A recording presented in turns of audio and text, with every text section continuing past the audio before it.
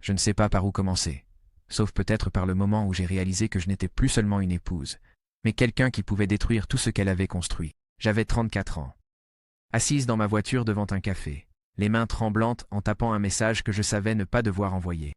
Mon mari, Tom, était à la maison avec notre fille, Lila, probablement en train de lui lire une histoire pour s'endormir. Et me voilà, sur le point de franchir une ligne que j'avais toujours juré de ne jamais même approcher. Je m'appelle Claire. Et voici comment je suis devenu quelqu'un que je reconnaissais à peine. Ça a commencé assez innocemment. Ou du moins, c'est ce que je me disais. Tom et moi étions mariés depuis 9 ans, et nous étions bien ensemble, vous savez? Le genre de couple que les gens envient lors des dîners, des sourires assortis, une conversation facile, une petite fille de 5 ans qui faisait fondre tout le monde. Mais pour être honnête, il y avait des fissures, pas de grandes. Pas comme des disputes criantes ou des portes claquées, mais celles qui s'infiltrent, quand on est trop occupé pour les remarquer. Tom travaillait toujours tard, gravissant les échelons dans sa société de technologie. Et moi, je jonglais entre mon travail de graphiste et le fait d'être tout pour Lila, chauffeur, cuisinière, thérapeute. Nous étions une équipe, bien sûr, mais nous étions aussi fatigués. Et je me sentais seul même avec lui juste là. C'est à ce moment-là qu'Ethan est apparu. Pas sorti de nulle part, pas comme dans un film où un inconnu vous emporte. Non. Ethan était mon collègue, le gars avec qui je partageais des idées depuis des années. C'était lui qui me faisait rire pendant les révisions interminables des clients, qui m'apportait du café quand je me noyais dans les délais. Il était marié aussi, avec un fils un peu plus âgé que Lila. Nous étions amis, juste amis, jusqu'à ce que nous ne le soyons plus. C'était un jeudi, un de ces jours gris de novembre qui vous donnent l'impression que le monde se referme sur vous. Nous avions travaillé tard sur une présentation, juste nous deux au bureau. L'air était chargé de ce silence de fin de journée, celui où l'on peut entendre le bourdonnement du chauffage. Ethan s'est penché en arrière sur sa chaise, s'est étiré et a dit « Tu t'es déjà demandé ce que ce serait de tout quitter? De recommencer à zéro ?» J'ai ri, mais ses yeux ne riaient pas. Ils ont retenu les miens une seconde de trop et quelque chose a changé. Je l'ai ressenti, dans ma poitrine, comme une porte qui s'ouvre en grinçant. Je n'ai rien dit, j'ai juste détourné le regard et commencé à ranger mes affaires.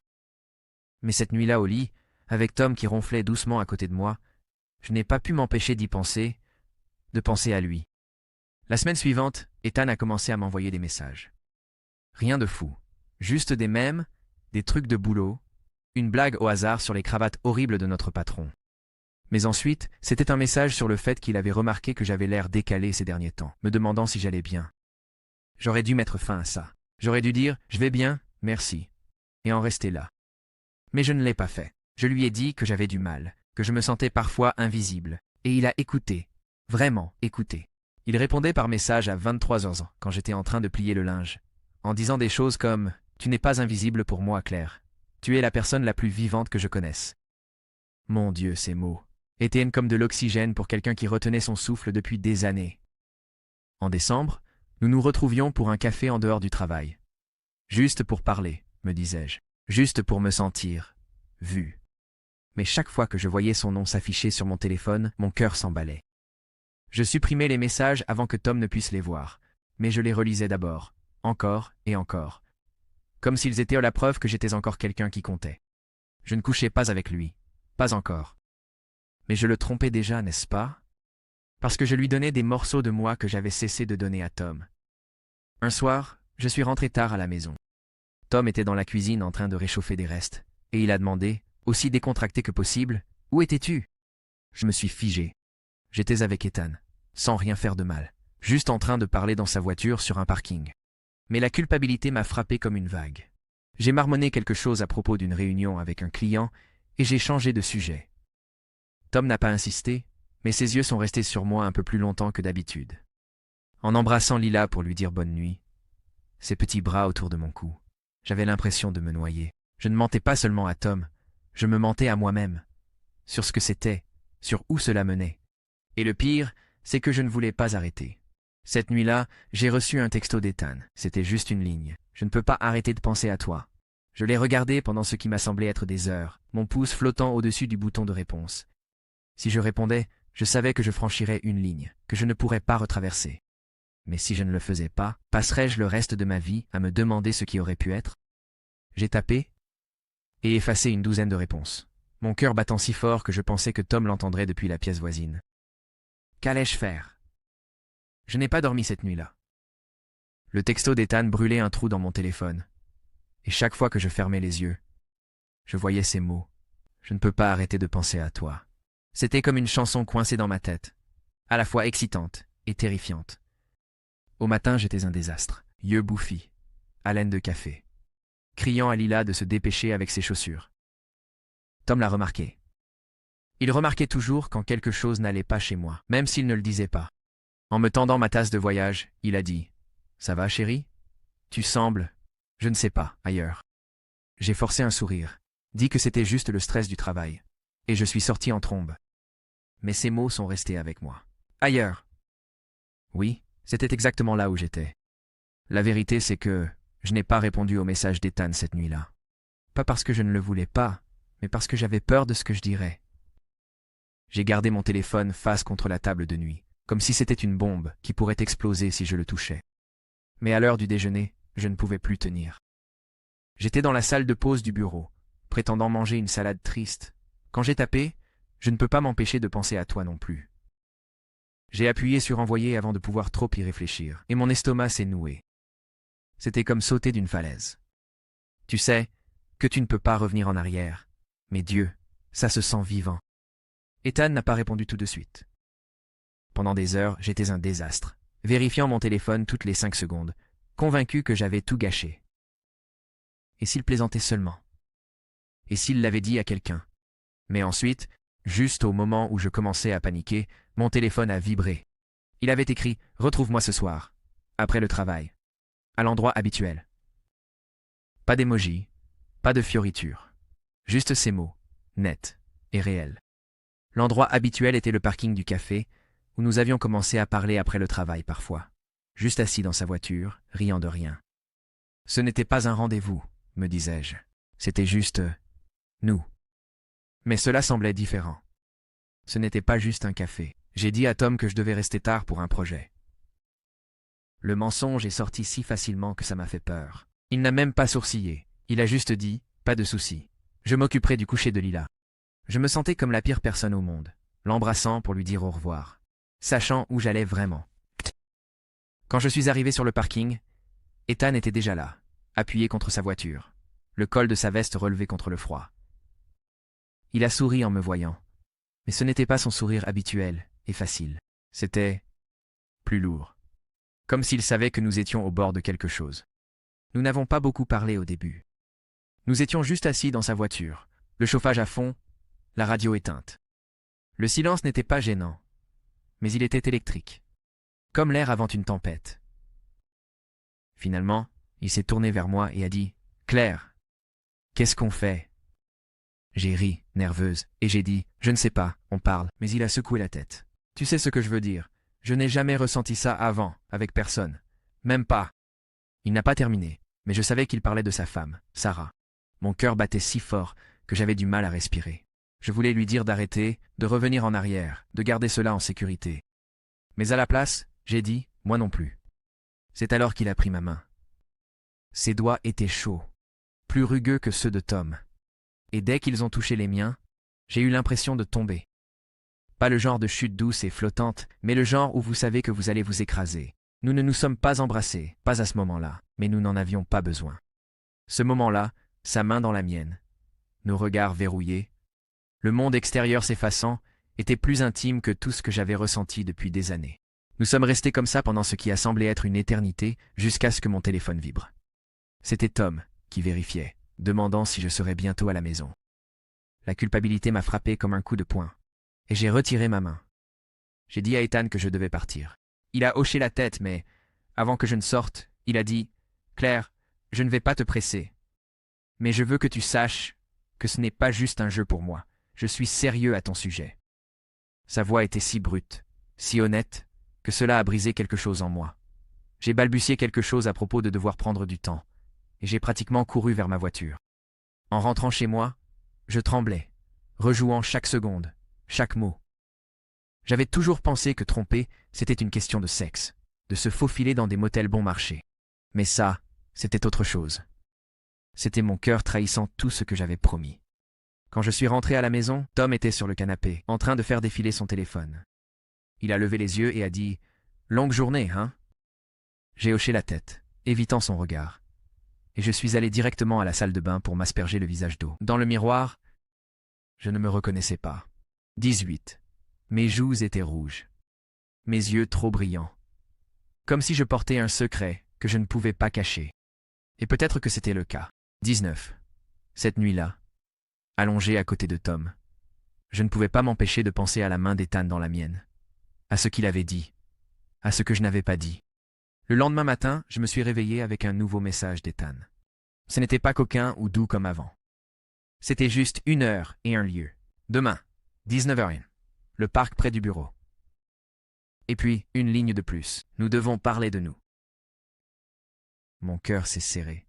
Parler de nous. Qu'est-ce que cela signifiait? Allait-il y mettre fin avant même que cela ne commence? Ou allait-il me demander de faire quelque chose pour lequel je n'étais pas prête? Je fixai le message, mon café refroidissant, me demandant si j'étais sur le point de tout perdre, ou si c'était déjà le cas. J'ai passé toute la journée après le message d'Ethan dans un brouillard. Comme si je vivais la vie de quelqu'un d'autre. J'ai brûlé les toasts au petit déjeuner, oublié de signer l'autorisation de sortie de Lila pour une excursion scolaire. Et j'étais tellement distraite lors d'un appel client que mon patron m'a demandé si je couvais quelque chose. Tout ce à quoi je pouvais penser, c'était ce message. Il faut qu'on parle de nous. Ces mots ressemblaient à une horloge qui faisait tic-tac, comptant les secondes jusqu'à un moment qui pourrait tout changer. Je ne savais pas si j'étais prête à l'affronter, mais je savais que je ne pouvais pas continuer à fuir non plus. Le parc qu'Ethan avait choisi n'était pas un endroit romantique bordé d'arbres. C'était juste un petit endroit délabré près du bureau, avec une balançoire rouillée et un banc où les gens mangeaient à leur déjeuner. Nous y étions allés une fois auparavant, pendant une pause, en plaisantant sur le fait que c'était l'endroit le moins glamour pour échapper au travail. Mais maintenant, alors que je m'y rendais à 19h, les lampadaires s'allumant, j'avais l'impression de me diriger vers un tribunal. Pas un parc. Mes mains étaient moite-moite sur le volant. Et je vérifiais constamment mon rétroviseur, comme si j'étais suivi. Peut-être que j'avais juste peur d'être vu, pas par Tom, ni par qui que ce soit, mais par moi-même. Ethan était déjà là quand je suis arrivé, assis sur le banc, les mains enfoncées dans les poches de sa veste. L'air était frais, et ma respiration formait de petits nuages, alors que je m'approchais. Il s'est levé quand il m'a vu, et pendant une seconde, j'ai cru qu'il allait me prendre dans ses bras ou quelque chose, mais il s'est contenté de hocher la tête, comme si nous étions des collègues discutant d'un projet. « Claire, dit-il, merci d'être venue. » Sa voix était stable, mais ses yeux étaient nerveux, allant des miens, puis s'en détournant. Je me suis assise à côté de lui, gardant une distance de sécurité, et j'ai attendu. Quoi que ce soit. C'était à lui de commencer. Il a pris une profonde inspiration, comme s'il s'apprêtait à plonger dans l'eau froide. « Je n'ai pas arrêté de penser à toi, » dit-il. « Pas juste. Tu sais, de manière coquette. Je veux dire tout de toi. Ton rire, ta drôle d'obsession pour organiser ton bureau, la façon dont tu parles de Lila. Je tombe amoureux de toi, Claire. Et ça me tue parce que je sais ce que cela signifie. » Je me suis figé. Tomber amoureux de moi? Cela n'était pas censé arriver. C'était censé être une étincelle, une distraction, quelque chose pour me faire sentir vivante à nouveau, pas l'amour. J'ai ouvert la bouche pour dire quelque chose, n'importe quoi. Mais il a continué. « Je ne te demande pas de quitter Tom, dit-il. Je ne suis pas ce genre de gars, mais je ne peux pas continuer à prétendre que ce n'est rien. J'ai besoin de savoir ce que tu veux. » Que voulais-je? Mon Dieu, je ne savais même pas. Je voulais ressentir ce que je ressentais quand Ethan me regardait, comme si j'étais la seule personne au monde. Je voulais la sécurité de ma vie avec Tom, la maison que nous avions construite, la famille que nous élevions. Je voulais être la femme que j'étais autrefois, celle qui ne mentait pas, qui ne se cachait pas. Mais assise là, avec les mots d'Ethan suspendus entre nous, j'ai réalisé que je ne pouvais pas tout avoir. Je l'ai regardé, son visage si ouvert, si vulnérable, et j'ai ressenti une attraction si forte que ça m'a effrayé. « Je te veux. » ai-je dit, à peine un murmure. Mais je ne sais pas comment faire ça. C'est alors qu'il s'est penché et m'a embrassé. Ce n'était pas comme dans les films, tout au ralenti et parfait. C'était désordonné, urgent. Nos nez se heurtaient, mon écharpe gênait. Mais c'était réel, et cela a enflammé chaque nerf de mon corps. Pendant ces quelques secondes, je n'étais ni une épouse, ni une maman, ni une lyre. J'étais juste Claire, vivante, et désirée. Quand nous nous sommes séparés, je tremblais. Pas à cause du froid, mais à cause du poids de ce que je venais de faire. Ethan a touché ma joue. son pouce essuyant une larme dont je ne savais même pas qu'elle était là. « Nous allons trouver une solution, a-t-il dit. Ensemble, j'ai conduit chez moi dans un état second. Mes lèvres picotaient encore, mon esprit s'emballait. Je l'avais embrassée. J'avais franchi la ligne autour de laquelle je tournais depuis des semaines. Et le pire, c'est que je ne le regrettais pas. Pas encore. Quand je suis entré dans la maison, Tom était dans le salon, en train de regarder un documentaire. Et Lila dormait déjà. Il a levé les yeux et a souri. Et pendant une seconde, j'ai cru que j'allais m'effondrer là, sur place. « Comment s'est passée ta journée ?» a-t-il demandé. Tellement normal, tellement inconscient. J'ai marmonné quelque chose à propos du fait que tout allait bien, et je me suis dépêché de monter à l'étage en disant que j'avais besoin d'une douche. Je suis resté sous l'eau pendant des siècles, essayant de laver la culpabilité, mais elle s'accrochait à moi comme des vêtements mouillés. Le lendemain, j'étais paranoïaque. Chaque fois que mon téléphone vibrait, je sursautais, pensant que c'était Ethan ou pire, que Tom avait découvert quelque chose. Mais ce n'était que des emails de travail, des rappels de l'école de Lila. La vie continuait comme si rien n'avait changé. Ethan n'a pas non plus envoyé de message, ce qui a rendu le silence d'Ethan le lendemain assourdissant. Je n'arrêtais pas de vérifier mon téléphone en espérant un message, un appel, quelque chose pour prouver que ce baiser dans le parc n'était ni un rêve ni une erreur. Mais rien n'est venu. À midi, j'étais un désastre, remettant tout en question. Avait-il changé d'avis? Le regrettait-il? Ou pire, quelqu'un nous avait-il vus? J'avais l'impression de me promener avec un néon au-dessus de ma tête, clignotant coupable pour que le monde entier le voie. Et pourtant, quand je me regardais dans le miroir, j'étais juste clair. Même chignon désordonné, mêmes yeux fatigués, même femme censée tout gérer. Le travail était une torture. Ethan était en réunion toute la matinée, et quand il est enfin arrivé au bureau, il m'a à peine regardé. Il était poli, bien sûr, me lançant un sourire rapide en attrapant un café. Mais c'était le genre de sourire que l'on donne à un inconnu. Mon estomac se tordait. J'ai essayé de me concentrer sur mes designs. Mais mon esprit repassait en boucle ce baiser, ces mots, la façon dont il avait dit « Nous allons le résoudre, ensemble ». Était-ce un mensonge? Ou était-il simplement prudent, sachant que nous étions entourés de collègues? Qui pourrait remarquer si nous agissions trop proches? Je ne savais pas, et l'incertitude me rongeait. À la fin de la journée, je n'en pouvais plus. Je l'ai acculé dans le couloir près de la salle de photocopie, où personne d'autre n'était présent. « Ethan, » murmurai-je, « qu'est-ce qui se passe? Est-ce que nous... Ça va ?» Il m'a regardé, et pendant une seconde, j'ai vu la même intensité que dans le parc. Mais ensuite, son visage s'est adouci, et il a soupiré. « Claire, je suis désolé, dit-il. Je ne voulais pas te laisser sans nouvelles. C'est juste qu'il était tard hier soir. » Et il me posait toutes ces questions sur le travail, sur pourquoi j'étais si distrait. J'ai paniqué. Je ne savais pas quoi dire. Sa voix était basse, urgente, et je pouvais voir la peur dans ses yeux. Sarah, sa femme. La réalité d'elle, de ce que nous faisions, m'a frappé comme une gifle. J'aurais dû m'éloigner à ce moment-là. J'aurais dû dire « c'est trop, nous devons arrêter ». Mais au lieu de cela, j'ai tendu la main et touché son bras, juste une seconde, et j'ai dit « ça va, nous serons prudents ». Les mots semblaient appartenir à quelqu'un d'autre. Quelqu'un de plus courageux, quelqu'un de téméraire. Ethan a hoché la tête. Et avant de s'éloigner, il a murmuré « Retrouve-moi demain. Même heure, même endroit. Je vais arranger ça. » Je suis resté là, seul dans le couloir, le cœur battant, me demandant ce que cela signifiait vraiment de réparer les choses. Ce soir-là, j'étais sur les nerfs à la maison. Tom était de bonne humeur, faisant rire Lila avec une histoire amusante sur le chien de son collègue. Et j'ai essayé de jouer le jeu, d'être la femme et la mère qu'il méritait. Mais chaque rire semblait forcé. Chaque sourire comme un masque. Après que Lila soit allée se coucher, Tom m'a attiré sur le canapé, son bras autour de moi, et a dit « Tu as été tellement stressé ces derniers temps, planifions quelque chose de sympa. Juste nous deux. Peut-être un week-end loin. » Sa voix était si chaleureuse, si sincère, que cela m'a brisé le cœur. J'ai hoché la tête, dit que cela semblait génial. Mais à l'intérieur, je criais. Comment pourrais-je planifier une escapade romantique avec mon mari alors que je devais rencontrer un autre homme demain? La culpabilité commençait à ressembler à quelque chose de physique, comme un poids qui appuyait sur ma poitrine. Je continuais, aussi à penser à Sarah. Je l'avais rencontrée une fois, lors d'un événement professionnel il y a quelques années. Elle était jolie, avec cette confiance tranquille, Le genre de femme qui semblait avoir tout compris. Soupçonnait-elle quelque chose? Était-elle allongée, éveillée la nuit, à se demander pourquoi Ethan agissait étrangement? Tout comme je me demandais si Tom pouvait voir à travers moi. La pensée me rendait malade, mais cela ne m'empêchait pas de vérifier mon téléphone sous les couvertures plus tard, en espérant un message d'Ethan. Il n'y en avait pas, mais je m'endormais quand même en pensant à lui, pas à Tom. Le soir suivant, j'ai dit à Tom que je devais aller au magasin pour des choses dont nous n'avions pas vraiment besoin. Un autre mensonge, un autre nœud dans mon estomac. Quand je suis arrivé au parc, Ethan était là, et cette fois, il ne s'est pas retenu. Dès que je me suis assise, il m'a attiré dans ses bras, m'embrassant comme s'il avait peur que je disparaisse.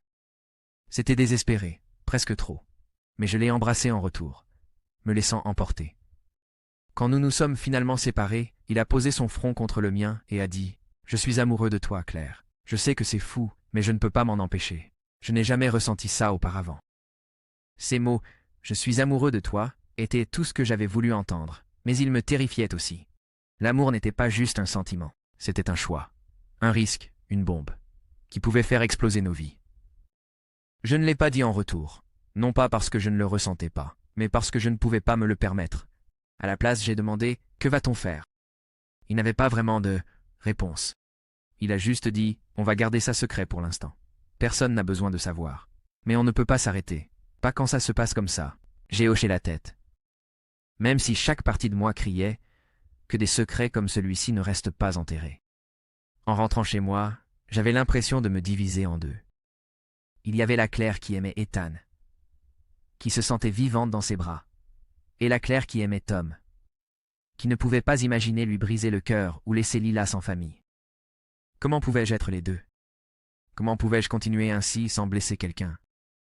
Quand je suis entré dans la maison, Tom était dans la cuisine, en train de regarder son téléphone.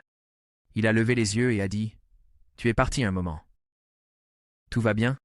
Son ton était décontracté, mais il y avait quelque chose dans ses yeux, quelque chose que je n'avais jamais vu auparavant. Ce n'était pas de la suspicion, pas exactement, mais c'était suffisant pour me glacer le sang. Avait-il remarqué quelque chose? Ou étais-je simplement paranoïaque, voyant des fantômes là où il n'y en avait pas? La question de Tom flottait dans l'air comme de la fumée, impossible à ignorer. « Tu es parti un moment. Tout va bien ?»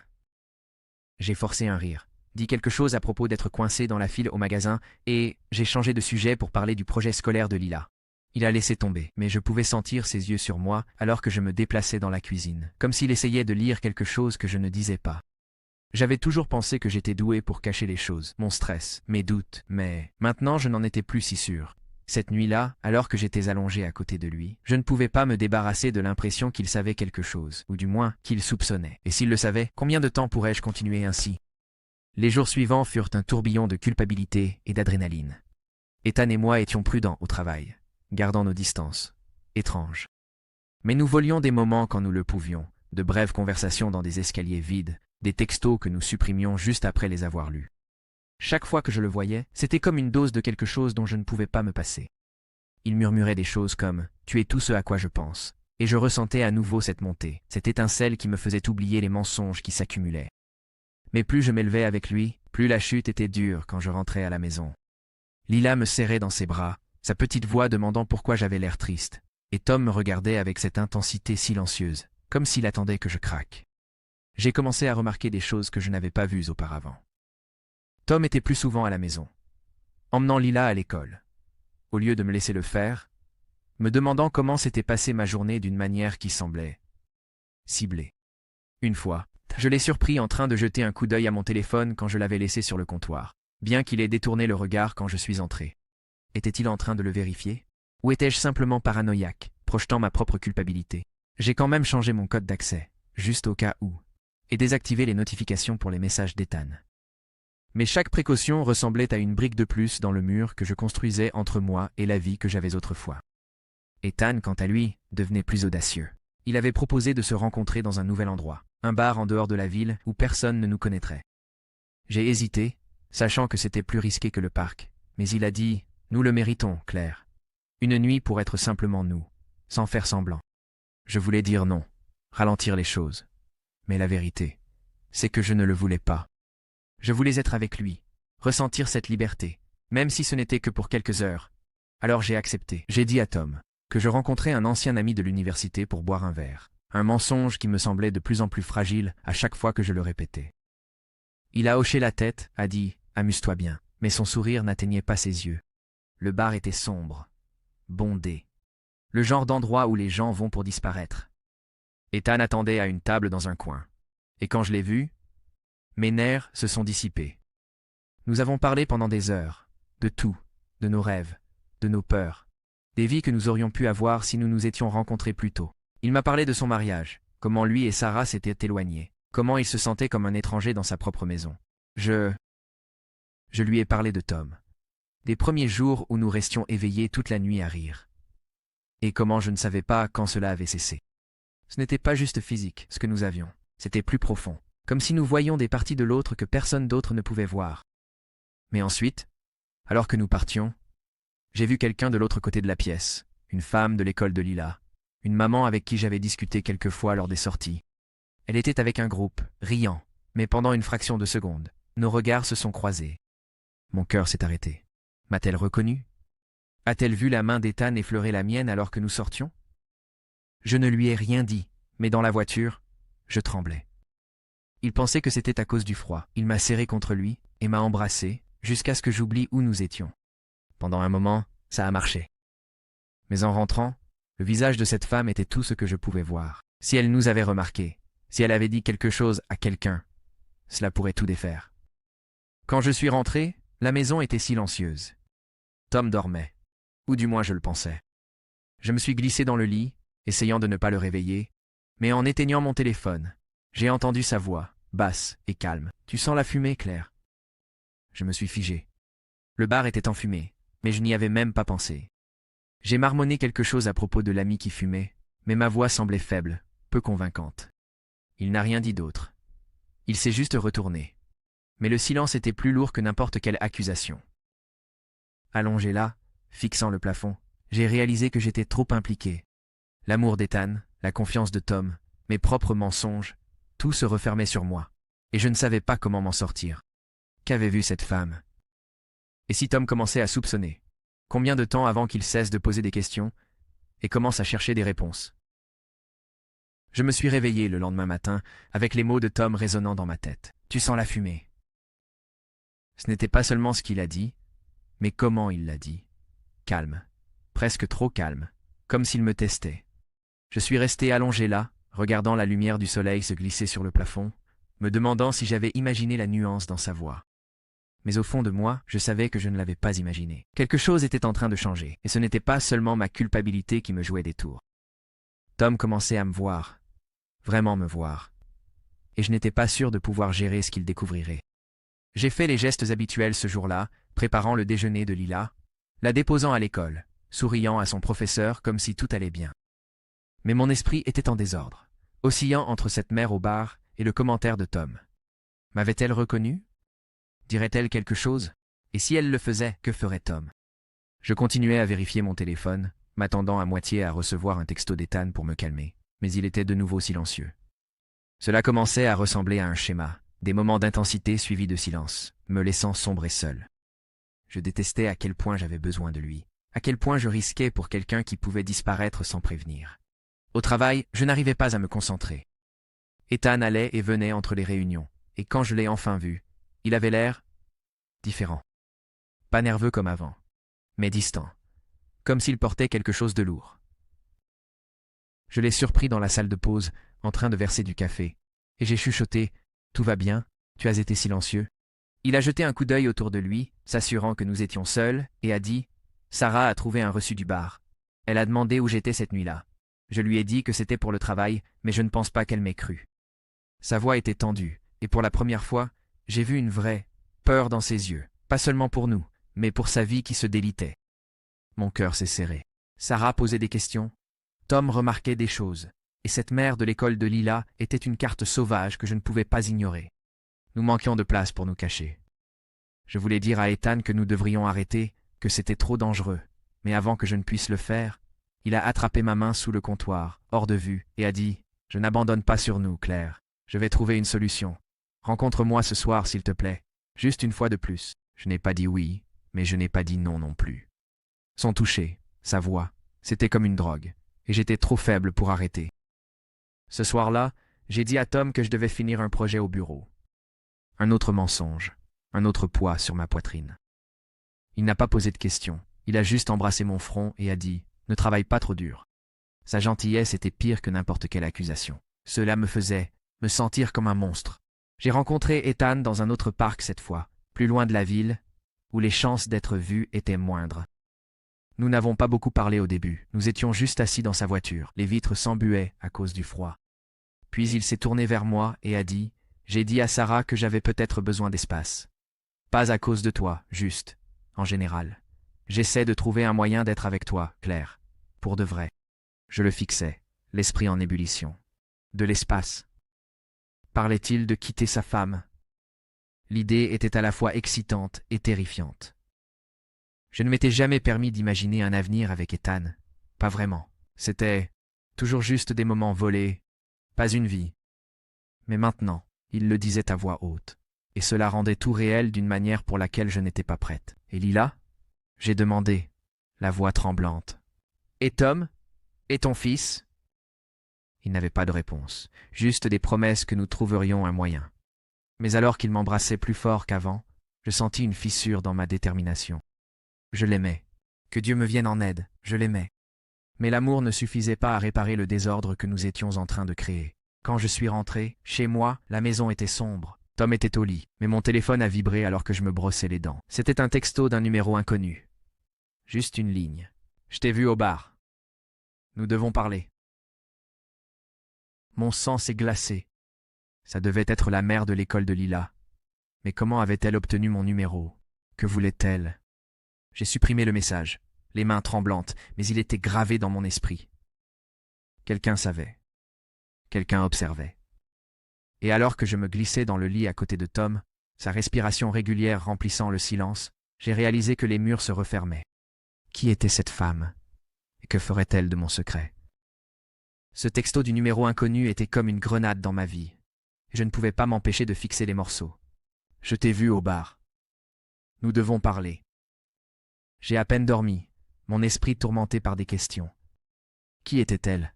Que savait-elle? Allait-elle le dire à Tom ou pire, à Sarah?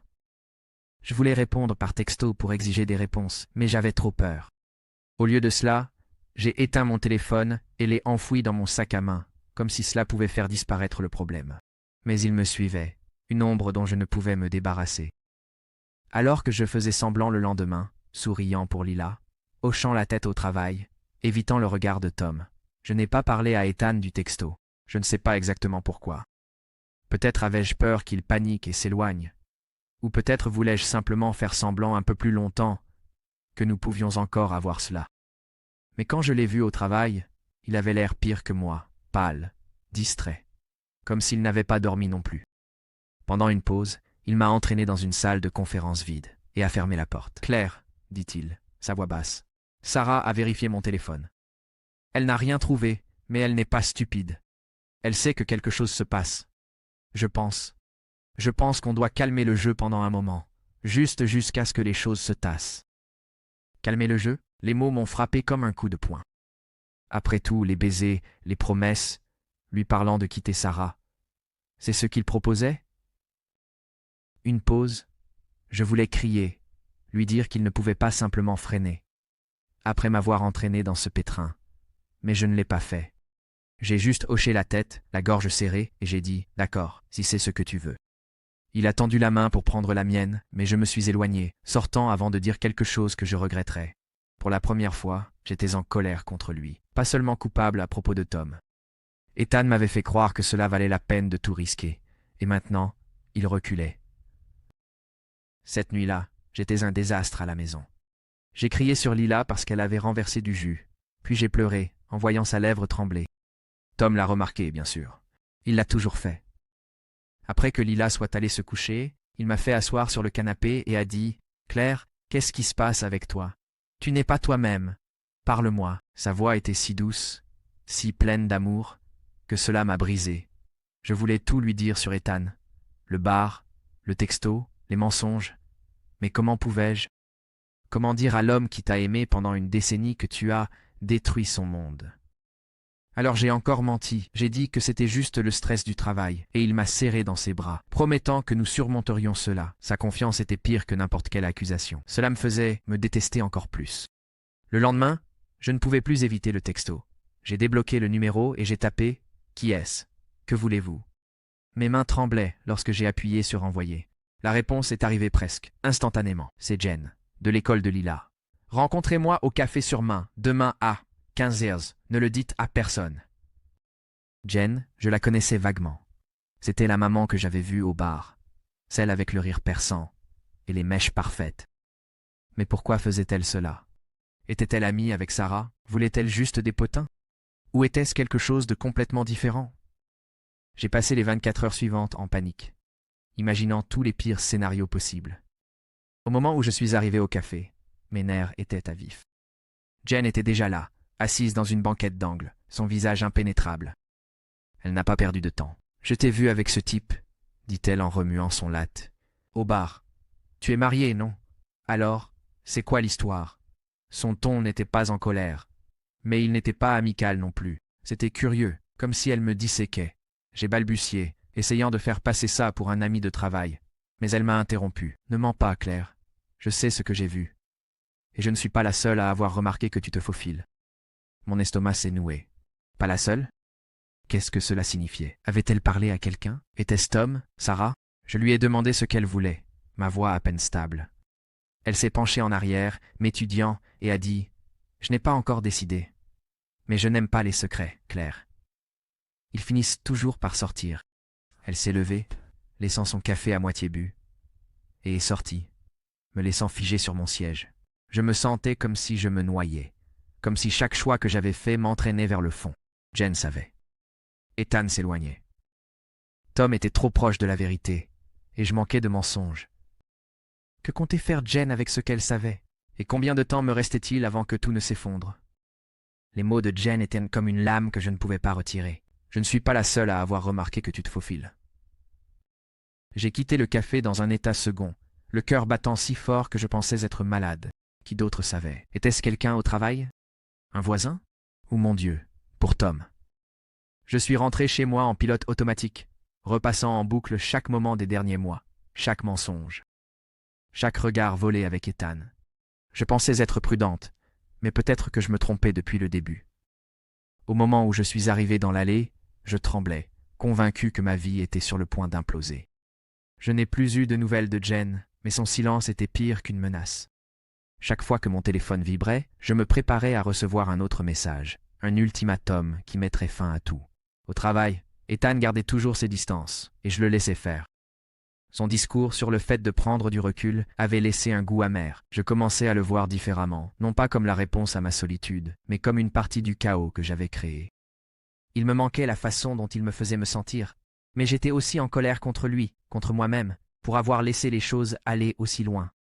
J'ai arrêté de lui envoyer des messages, j'ai cessé de le chercher dans les couloirs.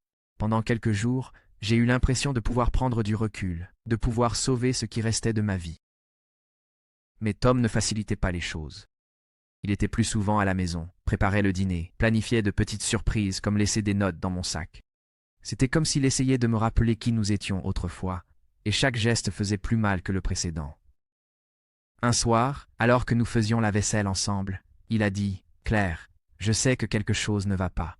Je ne sais pas ce que c'est, mais je suis là, d'accord, je t'aime. » Ses yeux étaient si sincères, si pleins de confiance, que j'ai failli craquer et tout lui dire. Mais je ne l'ai pas fait. Je l'ai juste serré dans mes bras, cachant mon visage dans son épaule et j'ai dit « Je t'aime aussi ». Ce n'était pas un mensonge, mais ce n'était pas toute la vérité non plus. Puis, une semaine après ma rencontre avec Jen, tout s'est effondré. J'étais à l'épicerie, Lila dans le chariot, quand mon téléphone a sonné. C'était Sarah, la femme d'Ethan.